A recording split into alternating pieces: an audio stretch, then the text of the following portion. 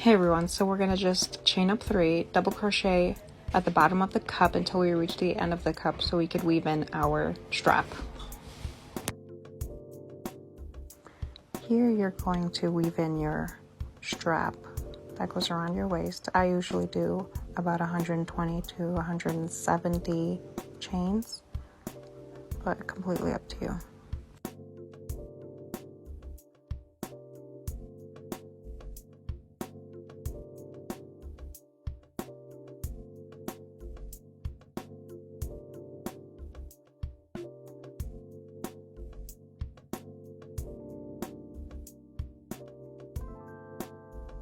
This part will be the top strap, so you're going to loop, insert your hook in the chain 1 space,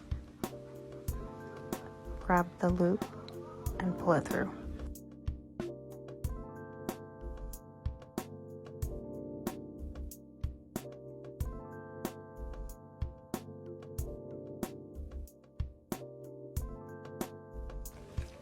Right here you will chain 1, single crochet in the same spot again, chain 1 again, just to lock it, and pull on that excess string. Once you finish, this should take about 60 to 90 chains, and weave in that extra string at the bottom.